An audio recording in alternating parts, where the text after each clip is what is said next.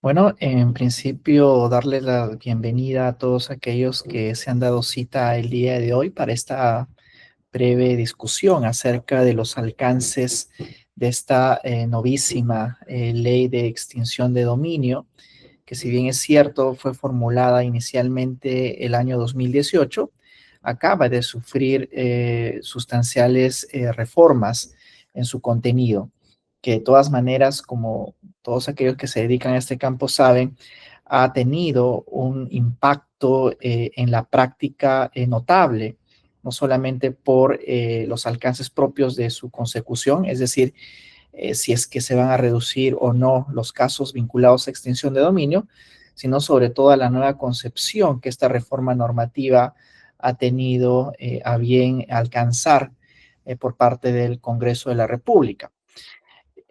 Pasamos por favor a la siguiente diapositiva. Lo que sí debemos de señalar es de que esta norma en realidad no es novedosa por parte de nuestro legislador. Se han dado ya algunos precedentes que si bien es cierto tienen un modelo inmediatamente anterior al colombiano, estas se han inspirado también en ciertos compromisos internacionales que también en su oportunidad sirvieron de base para la lucha contra el lavado de activos. Así es que lo que busca, y todos aquellos que están en la práctica lo saben, es de alguna manera resguardar aquellos bienes, expropiarlos, extinguirlos, que hayan sido objeto, instrumento o efecto de una determinada actividad ilícita.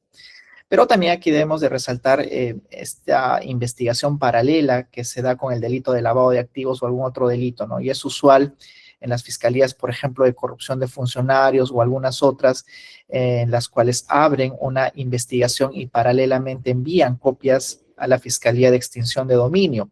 Algunos incluso han criticado esta práctica respecto al ne bis in idem procesal. Sin embargo, se ha salvado esta crítica en atención a que en el delito de lavado de activos, por ejemplo, la investigación se da respecto a personas, ¿verdad?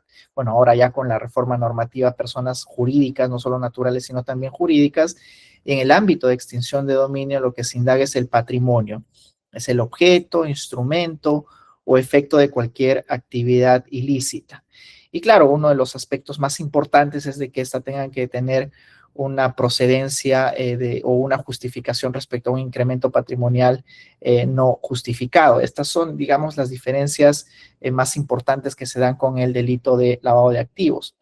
Y se tienen algunos presupuestos que habían llevado incluso a criticar mucho de manera intensa esta norma en un sentido de que era una norma casi confiscatoria, ¿verdad? Que tenía un trámite mucho más célere que, por ejemplo, una investigación por el delito de lavado de activos y que también por su propia naturaleza, de alguna manera, tenía al alcance figuras como la incautación, el embargo, que se tramitaban de una manera más célere a diferencia de las investigaciones en otro tipo de casos, como por ejemplo lavado de activos o el delito de corrupción de funcionarios. El siguiente, por favor. Siguiente diapositiva. Bueno, el procedimiento de extinción de dominio tiene una etapa bien marcada que se denomina el de indagación patrimonial. No es investigación preliminar como tradicionalmente se entiende en cualquier tipo de investigación penal, y eso porque se concentra en el patrimonio. Existen fiscalías especializadas de extinción de dominio, así como ahora ya con la reforma normativa existe también algunas salas especializadas y juzgados especializados. Existe todo un subsistema el día de hoy de extinción de dominio que se ha puesto ya en cuestión precisamente a raíz de las reformas normativas. Existen dos etapas muy marcadas, ¿no? La primera, que es la indagación patrimonial, en la cual el fiscal se hace cargo precisamente de indagar el patrimonio, si estos tienen alguna procedencia ilícita, han servido de efectos, por ejemplo, para la comisión de algún delito, y en el transcurso también podría implementarse algunas medidas cautelares como la incautación, inmovilización, anotaciones registrales, entre otras. Pero lo más característico, bueno, con la anterior ley de extinción de dominio, era de que esta etapa, la primigenia, la inicial de indagación patrimonial, se llevaba adelante de manera reservada. Es decir, el indagado recibió una notificación ya cuando había culminado esta primera etapa de indagación patrimonial. De hecho, la demanda que recibe el indagado se dan atención, perdón, la notificación que recibe el indagado es precisamente la demanda de extinción de dominio y ya recién tenía la oportunidad de participar en el proceso judicial en sí, es decir, ante un juez con la demanda de extinción de dominio, y ahí recién podía ejercer su derecho de defensa. Podemos pasar a la siguiente diapositiva, por favor. Bueno, el 7 de mayo, y estaba hablando ya de reformas normativas, es que se da precisamente esta nueva ley por parte del Congreso de la República, es la ley 32.326 y que entra al día siguiente en vigencia y introduce ciertas exigencias, pero claro, hubo reticencia también por parte de ciertas autoridades hasta el día de hoy, incluso de implementar esta nueva reforma normativa. De hecho, en los casos en concreto, hasta el día de hoy todavía no existe un pronunciamiento determinante de adaptación o adecuación de los casos en curso respecto a esta nueva ley, porque, por ejemplo, se señala de que sí debe haber una adecuación procesal, por ejemplo, de levantar el secreto de la indagación previa, indagación patrimonial, pero respecto a la aplicación de la norma, esta no debe, es decir, aplicación sustantiva de la norma, esta no debe de aplicarse, sino más bien hasta el momento propio de la comisión de la infracción, ¿verdad?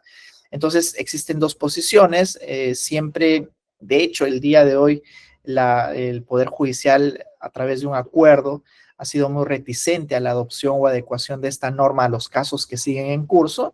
El Poder Judicial, a través de su subsistema especializado, así como también la propia Fiscalía de la Nación, en la que cuestionaron mucho esta norma en atención a que se debilitaría la lucha contra determinados delitos y a su vez contra el aseguramiento de los bienes producto de actividades ilícitas.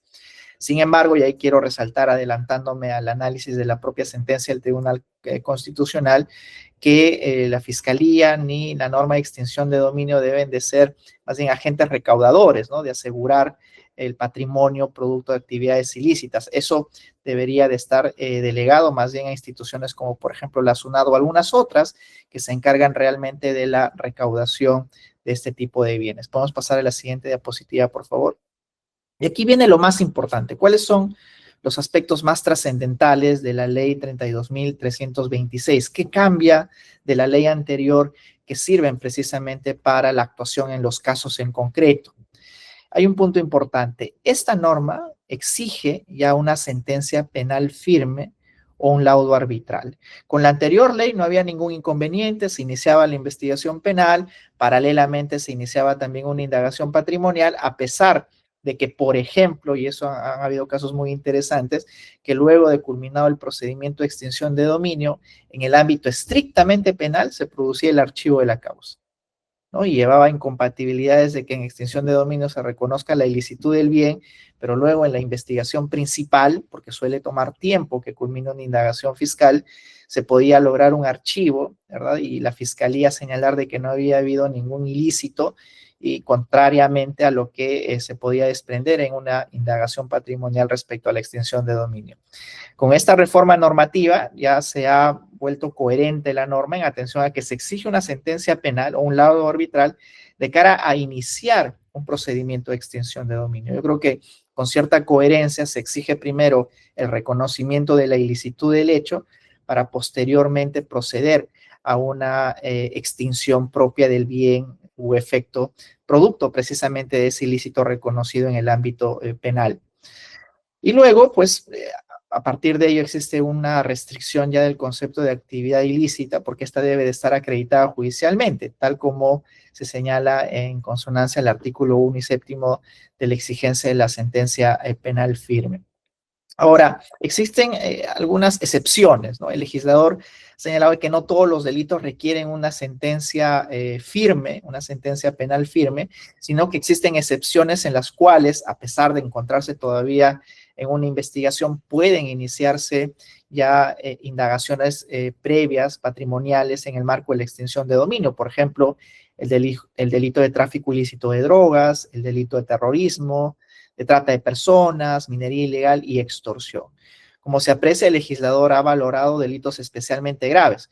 Pero claro, algunas de las preguntas que también podrían desprenderse de este requisito es por qué no los delitos de corrupción de funcionarios o el delito propio de organización criminal, que puedan entrar dentro de estas excepciones para que paralelamente puedan iniciarse causas por extinción de dominio. Sin embargo, el día de hoy, con la nueva ley, que ya está vigente, por supuesto, solamente se exceptúan estos 5 delitos ya mencionados. Ahora, con la anterior ley, por ejemplo, en los ámbitos de prescripción, pues no había un plazo específico de transcurrido el tiempo y de que la causa prescriba. Podía iniciarse un proceso de hace 10, 20, 30 años y ello ameritar la implementación de una indagación patrimonial en el marco de la extensión de dominio. Sin embargo, esa imprecisión se ha corregido con esta nueva ley porque ya el plazo incorporado es el de 5 años. Es decir, pasan 5 años de la sentencia, por ejemplo, y pues entonces ya no habría posibilidad, si es que no se ha iniciado una indagación patrimonial, ya no habría posibilidad de iniciar una indagación en el marco de la extinción de dominio. Pero una de las reformas más importantes, diría yo, que incluso ha pasado es, digamos, no tenido la importancia debida, es del derecho de defensa, el ejercicio del derecho de defensa. Era inconcebible de que el día de hoy un procedimiento tan importante como el de extinción de dominio, en su primera etapa, en la etapa de indagación patrimonial, pueda llevarse adelante en secreto, reserva. Es decir, el indagado, el que ostentaba el patrimonio, no accedía a la información, ¿no? No era posible que conozca siquiera que existía una investigación fiscal en el marco de extinción de dominio. Eso ya se ha reformado y con esta nueva ley se habilita ya el acceso al expediente. Es por eso que ya muchos casos que están en curso, lo que están haciendo la fiscalía ya es notificar a los indagados acerca de no solamente la investigación en curso, sino ya los pormenores y el acceso total al expediente, con lo cual también se habilita el ejercicio del derecho de defensa en esta indagación patrimonial. Antes no era posible porque precisamente se llevaba en reserva, pero ahora, al realizar la notificación ya de la causa en curso y el indagado, el afectado, tener plena posibilidad de conocimiento y acceso al expediente o a la carpeta, pues entonces también se habilita, por tanto, para un pleno ejercicio del derecho de defensa, la interposición de los recursos propios que podrían implicar un procedimiento de extinción de dominio. Otro de los aspectos más importantes es de la habilitación de la casación penal, ¿no? Antes no estaba habilitada esta, bueno, no es instancia, sino esta opción de cara a cuestionar una decisión en el ámbito de extensión de dominio, pero ahora con esta nueva ley ya se ha dejado claro de que sí existe la posibilidad de acudir a la Corte Suprema y de hecho ya la propia Corte Suprema ha señalado que sea una sala civil la que se encargue de ver y evaluar estos recursos de casación en el marco de extinción de dominio. Otra de las críticas también que se habían dado en el marco de extensión de dominio es más bien la presunción de la mala fe, ¿no? Todo aquel que compraba, adquiría, que participaba de alguna manera en el tráfico comercial, compra-venta de objetos, alquileres, etcétera, pues más bien se invertía la carga de la prueba y el afectado o terceras personas tenían que demostrar la buena fe de la adquisición, compra, alquiler, etcétera. Sin embargo, aquí lo que hace esta reforma normativa es más bien, yo creo, centrar en la presunción de inocencia en el marco de la demostración de la buena fe por parte del órgano persecutor, que en este caso sería la fiscalía, y la exigencia propia de que el juez tenga que pronunciarse sobre los alcances de la buena fe. Ya no presumir la mala fe, que era la práctica real que se da en estos ámbitos, sino más bien de la presunción de la buena fe. Ahora, eh, hay múltiples inconvenientes que no vamos a abordarlos todos en detalle, pero sí señalar que los ámbitos aplicativos, como cualquier otra norma, tiene una aplicación inmediata.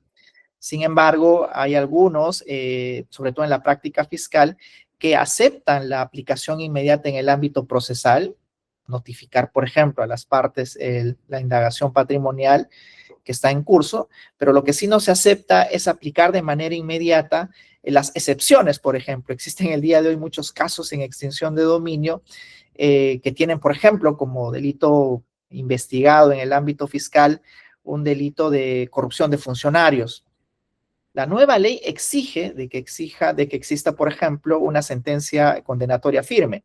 Sin embargo, en las fiscalías de extinción de dominio se rehúsan todavía a adecuar estos alcances a la nueva norma y se señala de que en atención al principio de legalidad todavía no podría esta ser interpretada en ese sentido, olvidando que si es que una norma favorece, ya diría yo en este caso al indagado, al afectado, pues tendría sí que tener una aplicación inmediata. Eso respecto al ámbito normativo, porque también luego de ello ha habido una sentencia del Tribunal Constitucional importante que declara fundado en parte un recurso de inconstitucionalidad que va a ser ahora explicado por Diego Alarcón, el abogado también de la firma, a quien doy ahora el paso. Gracias, Andy. Muy buenas tardes. Vamos a hablar ahora del impacto de esta sentencia, que es la sentencia del Pleno número 135-2025, emitida recientemente por el Tribunal Constitucional. Y lo que vamos a ver es de qué manera el Tribunal Constitucional en esta sentencia ha modificado fundamentalmente la interpretación de muchos, diría yo, la parte sustancial del decreto legislativo 373, es decir, de la ley sobre extinción de dominio. La siguiente diapositiva, por favor. La siguiente. Ahí nos quedamos. Para dar un poco de contexto, esta sentencia se emite a raíz de una demanda de inconstitucionalidad planteada por la Defensoría del Pueblo. ¿Sí? Esta demanda versa sobre la integridad del decreto legislativo 373 en muchos extremos, que van desde la noción, por ejemplo, de incremento patrimonial no justificado, desde la noción de debido proceso, estándar de prueba. Es decir, es una demanda que pretendía auscultar la integridad de esta norma. Y de hecho, por esa razón es que la sentencia abarca distintos aspectos, como les vuelvo a repetir, desde la parte sustantiva, es decir, cuáles son aquellos bienes que pueden ser objeto de este proceso de extinción de dominio, hasta cuestiones como el estándar de prueba, las presunciones que deben activarse, entre otros contenidos. Sí, entonces esta sentencia, que como les decía, es de junio del 2025, va a revisar todos los puntos, todas las disposiciones normativas fundamentales del decreto legislativo 373, y lo que va a hacer no es expulsar del ordenamiento jurídico ninguna de estas disposiciones, sino que lo que va a hacer, como dice el propio Tribunal Constitucional, es establecer una sentencia interpretativa. Aquí quizás sea necesario hacer una distinción entre lo que ya el Tribunal Constitucional ha referido hace mucho, que es la distinción entre norma y disposición normativa. Eso va a ayudar a entender muy bien a qué nos referimos con que una disposición normativa pueda declararse inconstitucional en su interpretación. Las disposiciones normativas son los textos, los artículos que aparecen justamente en las normas que podemos tener a revisión, los artículos que comúnmente podemos ver en el Código Penal o en este caso en el Decreto Legislativo 373. Y las normas son la interpretación que se hacen respecto de estas disposiciones. Entonces, entre la disposición normativa y la norma hay un tránsito de interpretación. Una disposición normativa en principio puede interpretarse de distintas formas. Entonces, lo que ha hecho el Tribunal Constitucional es decir, vamos a analizar esta norma desde un punto de vista constitucional y vamos a ver cuáles son aquellas interpretaciones que son viables desde el punto de vista constitucional, ¿sí? Y esa es la razón por la cual esta es una sentencia interpretativa. No ha expulsado del ordenamiento jurídico ningún artículo, pero lo que ha hecho es decir qué interpretaciones constitucionales son las que son viables si es que se les analizan también desde el prisma constitucional, ¿sí? Y esa es la razón por la cual ha definido cómo se van a interpretar estos artículos o estas disposiciones normativas del decreto legislativo 1373. Entonces, como les decía, esta sentencia va a revisitar toda la parte normativa, la integridad de este decreto, y va a empezar por algunas cuestiones importantes que hay que tener en cuenta, ¿sí? En principio, esta sentencia parte de una premisa muy interesante.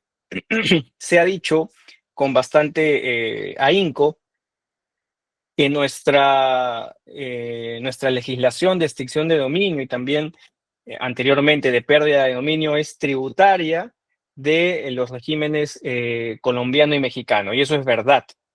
Y partiendo de eso, el tribunal hace una interesante distinción que corresponde a la noción de derecho de propiedad en nuestra Constitución. Y ahí es un apunte definitivo el Tribunal Constitucional, específicamente en el fundamento jurídico 12 de esta sentencia. Dice lo siguiente, ¿no? A diferencia del modelo constitucional y colombiano, en los que se reconoce como un límite a la propiedad, la extinción de dominio, en nuestro modelo constitucional, el derecho de propiedad es inviolable. Y esa es la premisa que va a guiar toda la sentencia que estamos ahora mismo comentando. ¿Sí? Esa es la premisa. Distinto sería el caso, y eso también lo dice el tribunal, si es que nuestra Constitución reconociese este límite que, como hemos mencionado, sí aplica en el marco constitucional colombiano y mexicano. Y esa es una diferencia importante que incluso el tribunal se atreve a decir que si quisiésemos interpretar, ¿no? El sistema de el régimen de extinción de dominio de una manera similar a ellos, tendríamos forzosamente que realizar una reforma constitucional, cosa que hasta la fecha no se ha hecho. Ahora bien, en lo sustancial, si es que me dicen o me preguntasen cuál es el fundamento jurídico que cifra, que resume toda esta sentencia, yo diría que es el fundamento jurídico que versa sobre el fundamento jurídico propiamente 177. Porque aquí lo que va a decir es cuáles son los bienes que finalmente pueden ser objeto de extinción de dominio. Y aquí circunscribe de manera bastante clara el tribunal que únicamente pueden ser objeto de este procedimiento los bienes que han sido adquiridos como resultado de una actividad del crimen organizado o de delincuencia grave, ese es el término que utiliza el tribunal, entendiendo por grave la definición de la Convención de Palermo, o aquellos que han sido utilizados para la comisión de este tipo de delitos de criminalidad organizada o delincuencia grave que habíamos comentado hace un momento. Esto es lo fundamental, porque desde este prisma se va a establecer, por ejemplo, la distinción también respecto de la interpretación sobre la noción de incremento patrimonial no justificado, sobre la referencia que hace el decreto legislativo sobre aquellos bienes que han sido adquiridos provenientes de alguna actividad contraria al derecho o al ordenamiento jurídico. Y esta es la parte fundamental de la sentencia, el fundamento jurídico número 177. Ahora, entonces, ¿qué puntos específicos qué consecuencias concretas de esta sentencia se pueden vislumbrar? Por ejemplo, respecto de los bienes, ya hemos aclarado que solamente pueden ser aquellos que han sido adquiridos como producto de la delincuencia organizada o de la delincuencia grave. Y esto implica un efecto concreto respecto a la interpretación de la noción de incremento patrimonial no justificado. En el sistema de extinción de dominio, por mucho tiempo se entendió que el incremento patrimonial no justificado podía interpretarse de una forma aislada o autónoma de una actividad ilícita. En otras palabras, que el artículo 7.1 en su literal F habilitaría, ¿no?, una suerte de supuesto no penal para activar el procedimiento de extinción de dominio.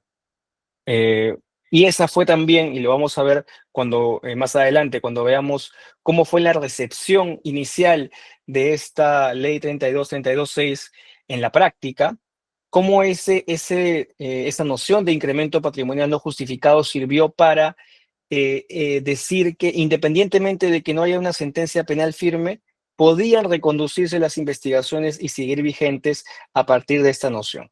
Entonces, el Tribunal Constitucional, a partir de la idea clara de que solamente los bienes adquiridos como producto de la delincuencia organizada o que han sido adquiridos para ello, pueden ser objeto de extinción de dominio, interpreta y establece que la única interpretación válida respecto del incremento patrimonial no justificado tiene que ser aquella que forzosamente se refiera a una actividad vinculada al crimen organizado. En otras palabras, no hay incremento patrimonial no justificado abstracto, es decir, como una figura o un supuesto que no tenga relación con una actividad criminal. ¿Qué otras cuestiones también aborda la sentencia en este punto? Un tema muy interesante es aquel que tiene que ver con la aplicación en el tiempo de la norma, porque antes de la entrada en vigencia del decreto legislativo 1373, había una serie de bienes que también eran objeto de este procedimiento, ¿sí? Y de ese punto el Tribunal Constitucional se ocupa y de manera clara y concreta establece que la aplicación de este decreto legislativo no puede ser retroactiva. Es decir, únicamente se van a considerar a partir de la entrada en vigencia de este decreto legislativo los bienes que son susceptibles de ser parte de este procedimiento. Y lo dice bastante claro. De hecho, como vamos a ver más adelante también, este es el criterio por el cual algunos casos ya vienen cerrándose en la parte del Poder Judicial. Un tema también bien interesante que desarrolla esta sentencia es la presunción de la ilicitud y cómo esto va a afectar también la noción de estándar de prueba.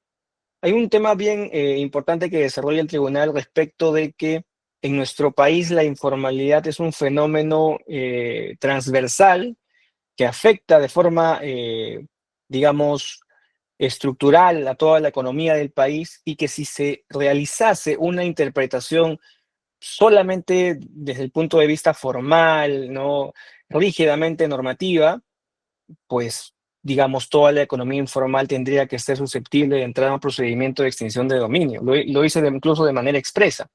De modo tal que lo que establece en este punto es que no basta con que se lleve un caso al Poder Judicial a argumentar que un bien no se encontraría justificado en su procedencia para que se active o que se imponga la medida de la extinción de dominio, sino que tiene que haber una fundamentación cualificada. Y lo importante de esto es que, digamos, aclara una suerte de inversión de carga de la prueba que era muy común en la práctica, ¿no? Se decía básicamente que en los procesos de extinción de dominio la presunción de inocencia estaba, digamos, limitada o era flexible o derechamente no existía, pero en este extremo en el cual específicamente el fundamento jurídico 149, en el cual el tribunal rechaza esta idea de la presunción de ilicitud, lo que hay también es una exigencia de actividad probatoria por parte del demandante, en este caso las fiscalías de extinción de dominio. Eh, eh, lo dice de manera expresa, ¿no? A juicio de este tribunal, sería absurdo y ambientalmente lesivo al derecho fundamental a la igualdad de armas que una mera denuncia conlleve que el requerido tenga que demostrar en sede judicial que no corresponde la extinción de dominio de su bien, porque equivaldría a sostener que su adquisición incurre en una presunción de ilicitud. Fin de la cita. Es decir, aquí hay una cuestión que tiene que ver y que va a afectar derechamente con cómo se va a realizar la actividad probatoria en el procedimiento propiamente dicho. Eh, Hay que aclarar también que esta sentencia no se pronuncia sobre la ley 32-32-6, pero digamos que marca el derrotero porque están encaminadas de cierta forma en el mismo horizonte, ¿no? Buscan hacer que el procedimiento de extensión de dominio sea menos arbitrario, menos discrecional y bastante más riguroso en su aplicación. Finalmente,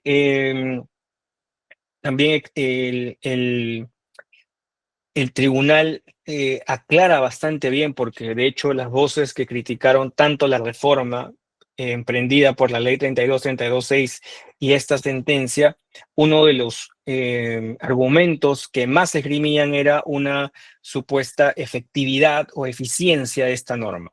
Y aquí se aclara también que el número de recaudaciones que se puedan haber realizado a través de este mecanismo son irrelevantes, porque la finalidad, y como les vuelvo a repetir, eso está también cifrado en el fundamento jurídico 177, la finalidad únicamente es combatir la criminalidad organizada a través de la persecución de estos bienes que han sido producto de ella.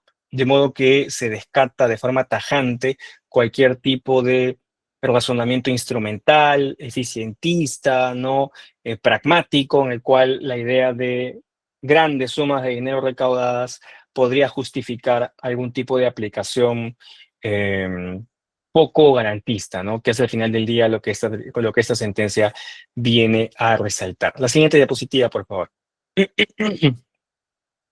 Entonces, tenemos aquí también un cuadro de resumen, porque como les decía, a pesar de que esta sentencia no versa sobre la ley 32.32.6, lo que sí hace es que marca el derrotero y, digamos, complementa de forma bastante acertada los alcances de esta reforma.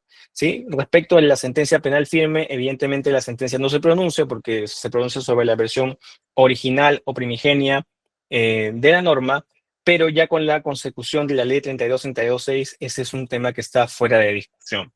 Respecto a la autonomía del proceso, eh, igualmente el Tribunal Constitucional la reafirma, pero sujeta a límites constitucionales que son los que ya hemos comentado hace un momento. Igualmente, respecto a la actividad ilícita, se destaca en ambas reformas que debe existir una actividad razonadamente probada de lo que se está atribuyendo y no únicamente una mera presunción. Un tema también importante que se establece aquí es el tema de la retroactividad, que en este caso respecto de la sentencia del Tribunal Constitucional, la declara derechamente inconstitucional y la proscribe. La siguiente diapositiva, por favor. Ahora, y este es un punto en el cual yo creo que va a ser de más interés para las personas que, digamos, vienen realizando la práctica de este tipo de procedimientos, y es cómo los órganos de justicia, que como ya hemos visto desde el saque tenían una posición contraria a esta, tanto a la ley como a la sentencia, cómo han ido recibiendo, cómo han ido aplicando estas reformas, cuál ha sido en la práctica el efecto o el impacto de estas dos reformas en la realidad y en la casuística. Veamos, por ejemplo, un primer momento, este caso que vamos a analizar en este instante fue, ni bien se emitió la ley 32.32.6, y sucedió que, como habíamos mencionado, la posición del Ministerio Público, del sistema en sí, de extinción de dominio fue de rechazo. Y claramente el punto que había que eludir era la modificación relativa a la sentencia firme. Entonces, el Ministerio Público en diversos pronunciamientos lo que hizo fue emplear la figura del artículo 7.1 y concretamente la figura de el incremento patrimonial para evitar que los procedimientos se archiven. Este es un pronunciamiento, ¿no?, que hemos recopilado de la práctica, en la cual el Ministerio Público, este es un pronunciamiento de mayo del 2025, el Ministerio Público de manera expresa dice lo siguiente, ese es el fundamento 5 que se puede ver en la pantalla. El Ministerio Público dice lo siguiente: se precisa que el presupuesto incremento patrimonial no justificado no se encuentra vinculado a una actividad ilícita. Esa es la postura que en ese momento el Ministerio Público estaba acogiendo. Y de hecho, esta postura, en el caso específico que venimos analizando, es relativa a una sentencia de la Sala de Extinción de Dominio de Arequipa, concretamente la sentencia de apelación número 47/2025, también de mayo, en la cual se interpreta, como les decía, que la figura del incremento patrimonial es ajena, autónoma a una actividad ilícita. Luego vamos a ver cómo esto cambia radicalmente, incluso en esa misma sala que tuvo este criterio. Pero como les decía, en esos primeros días posteriores a la reforma y a la emisión de la ley 32.6, esta era la figura que se estaba empleando, ¿no? Decir que el incremento patrimonial no justificado no se encuentra vinculado. Ahora, esta es una interpretación que de hecho, desde mi punto de vista, creo que es errónea incluso en los propios términos de la ley en su versión original. Creo que tiene que ver con un error eh, relativo a la interpretación de la ley, porque en ningún momento el incremento patrimonial se ve de forma ajena en esta norma, ¿no? Se ha tratado de aislar, pero definitivamente si uno hace una interpretación sistemática de la norma, creo que en ningún punto se puede asumir que el incremento patrimonial no justificado era digamos, eh, un supuesto abstracto en el aire que podría habilitar de forma, digamos, abstracta la activación del procedimiento de extensión de dominio, ¿no? Esto con una interpretación sistemática no era plausible. La siguiente diapositiva, por favor. Sin embargo, esto ya ha ido cambiando sustancialmente y se ha podido ver incluso en incidentes ya cautelares, donde, por ejemplo, eh, una cuestión que se ha tratado de ver, ojo que esta es la propia sala de apelaciones de extinción de dominio de Arequipa, que como les decía, había tenido el criterio de que la actividad criminal, de que el incremento patrimonial no necesariamente tiene que estar vinculado con una actividad criminal. En agosto del 2025 cambia ese criterio y ahora nos dice que sí tiene que estar vinculado con una actividad criminal. Es decir, incluso en el ámbito cautelar, tiene que haber una indicación, una vinculación entre ese incremento no patrimonial que se viene denunciando y una actividad criminal específica para poder considerar que el presupuesto de apariencia de buen derecho también se cumple. Entonces estamos viendo cómo incluso antes de esta sentencia, ya existía una evolución en la comprensión de ello, ¿sí? De cómo inicialmente, como reacción a la ley 32.6, las salas y todo el sistema de extinción de dominio trató de considerar que el incremento patrimonial no justificado era un salvavidas, por decirlo de alguna manera, a cómo finalmente han terminado aceptando que esta noción tiene que estar necesariamente vinculado con una actividad criminal. La siguiente diapositiva, por favor. Pero en otros supuestos ha procedido de forma distinta. Y aquí, por ejemplo, podemos ver un caso en el cual concretamente la Sala de Apelaciones Transitoria Especializada en Extinción de Dominio de Lima rechazó la aplicación de la ley 32.6 en el sentido de que no debería considerarse retroactiva. En este caso, lo que dijo es específicamente que esta norma, la ley 32.6, no era aplicable para el caso preciso.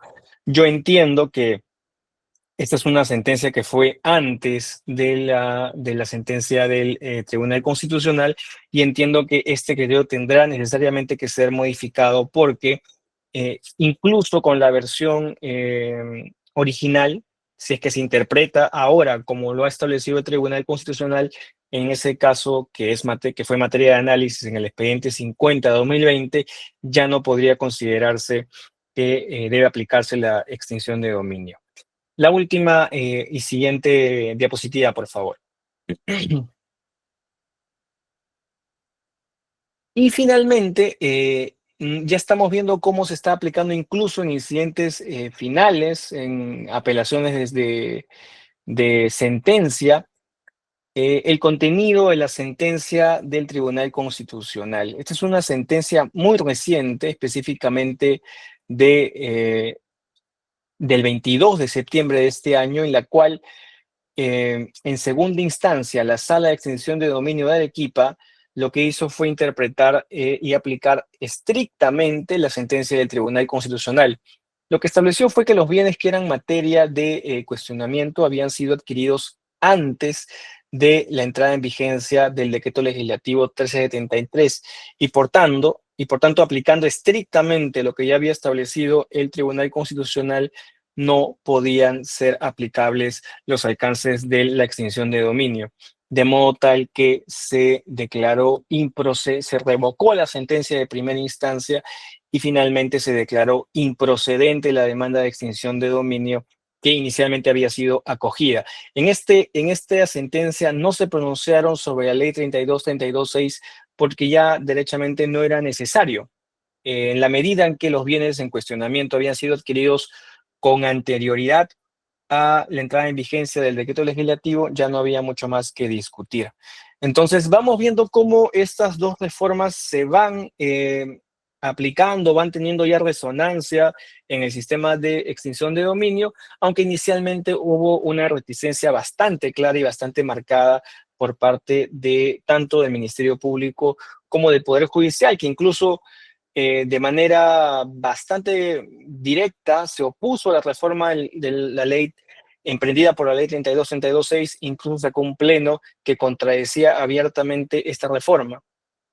Vamos viendo cómo con la sentencia del Tribunal Constitucional la reforma se va sedimentando y va consolidándose, de modo tal que lo más probable es que lo que viene en adelante es que también se empiecen a declarar ya los archivos por parte del Ministerio Público, porque considerando que ya el Tribunal Constitucional ha establecido la interpretación correcta del artículo 7.1, específicamente en lo relativo al incremento patrimonial no justificado, ya no habría otra manera de poder librar o sortear los alcances de la ley 32.32.6 y finalmente tendría que declararse el archivo. Y eso también hay que decirlo, la Fiscalía de la Nación lo ha advertido e incluso ha citado un número bastante importante de casos que tendrían que archivarse con estas dos reformas.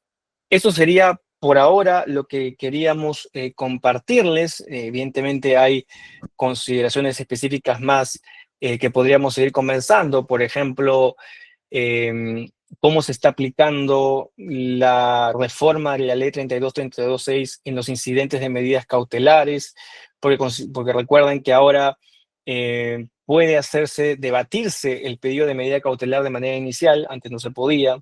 Hay muchos incidentes que se están adecuando, hay otros que ya se están viendo derechamente en segunda instancia. Entonces son cuestiones más específicas sobre las cuales podríamos conversar ahora si es que ustedes tuvieran alguna consulta. Por ahora es lo que podemos comentarles y estamos agradecidos con su presencia.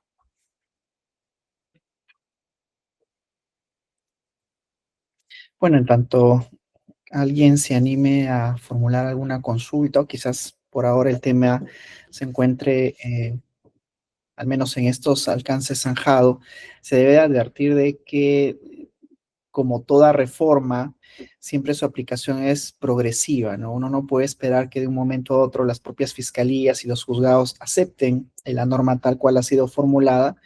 En ocasiones dependen de pronunciamientos de instancias superiores o incluso de la generación de un pronunciamiento casacional, es decir, de la Corte Suprema, para homogenizar la aplicación de la ley de extinción de dominio. Sin embargo, yo creo que es un trabajo que progresivamente va a tener que darse, porque uno no puede ignorar la ley por un lado, acomodarlo a principios constitucionales y luego a su vez ignorar también lo que señala el Tribunal Constitucional respecto a la interpretación del incremento patrimonial no justificado. A ver, aquí al parecer hay una consulta por parte de Fernanda Bobadilla. ¿Podrías comentarnos, por favor? Sí, buenas noches, profesor. Buenas noches, profesores. Muchas gracias por la ponencia. Yo tengo una consulta de índole procesal, ¿no? Tomando en cuenta que esta reforma se ha dado, como ustedes han mencionado, para, digamos, garantizar la defensa de ciertos derechos dentro del proceso, como el derecho de defensa. En el caso, por ejemplo, de que en una etapa indagatoria de indagación no se esté respetando alguno de estos derechos, ¿qué ¿a qué puede recurrir, digamos, la defensa, ¿no? Porque yo entiendo, digamos, que la tutela, por ejemplo, es un mecanismo que está ideado para un proceso ordinario común. Entonces, no sé si en vez de aplicar la tutela se podría quizás interponer una demanda de amparo, o qué es lo que se podría hacer en el caso de no respetarse a algún derecho procesal. A ver, Diego, ¿quieres quizás hacer algún comentario y después yo? Sí, esa es una pregunta muy interesante porque de hecho en la práctica, inicialmente cuando recién se implementó la norma, es decir, cuando recién se publicó, perdón, fue una pregunta porque sucedió, voy a contarles un caso específico, que una fiscalía de extinción de dominio decía que un patrocinado está involucrado en un delito de estafa. Sin embargo, si uno veía la disposición del caso al cual se referían, en ningún momento se había establecido que había una investigación por estafa. Entonces, uno claramente viendo, digamos, este caso desde el punto de vista penal, uno diría, podría activarse una tutela de derechos para que nos digan eh, cuál es el cargo por estafa o algo parecido. Y evidentemente la pregunta ahí también nos la hicimos porque siendo estrictos, el decreto legislativo 373 y su reglamento no prefiguran esta vía.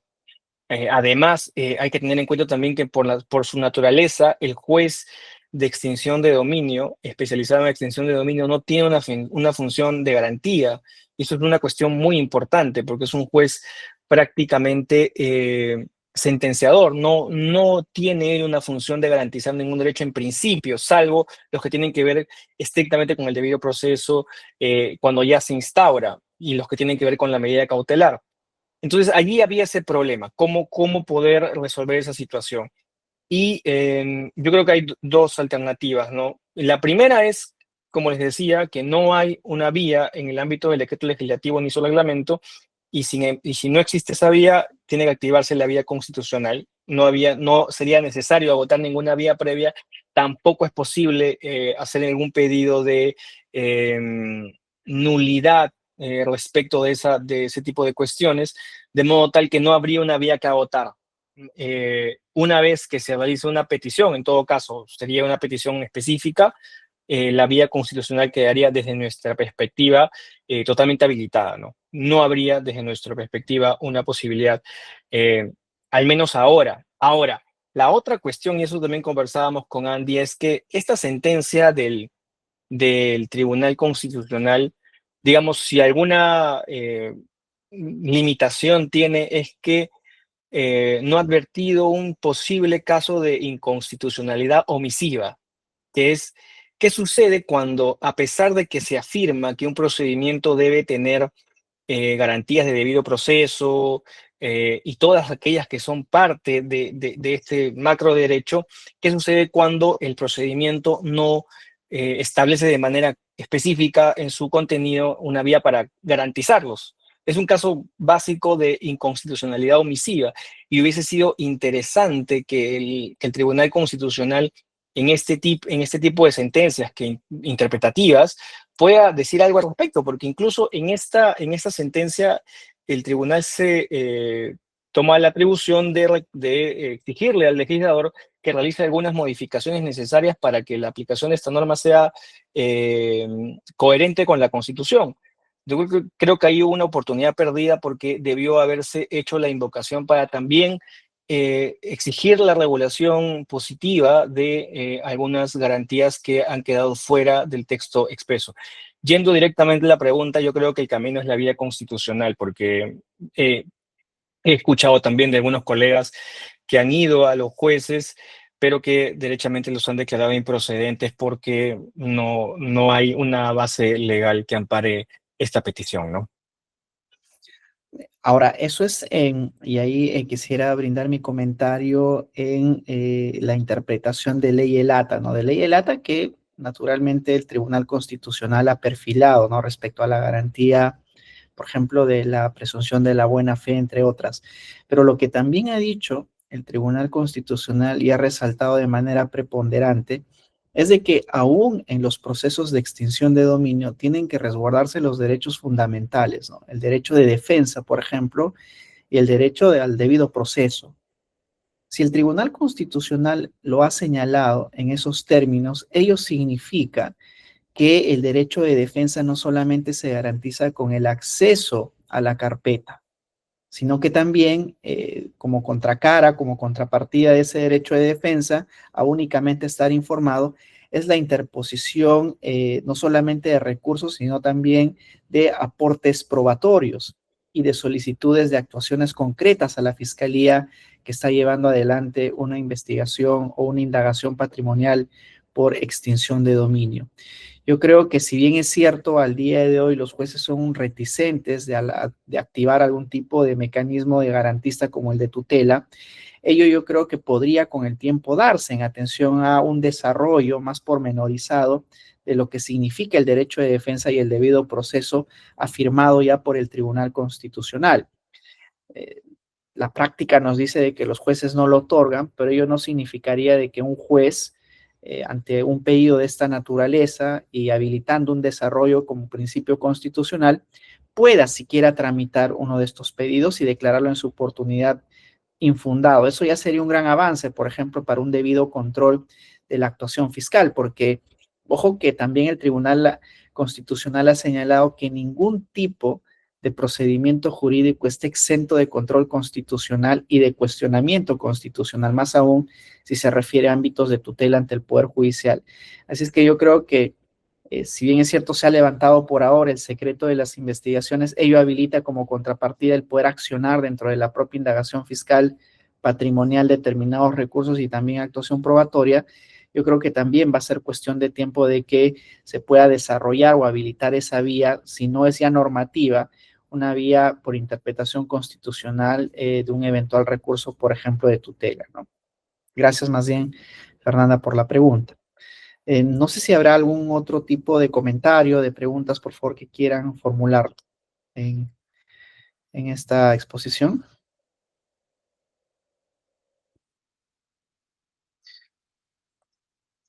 Bueno, si no existen dudas o comentarios, igual de seguro que en algún momento pueden presentarse casos como estos. Nosotros estamos llevando gran parte de nuestra cartera también en esta área de extinción de dominio.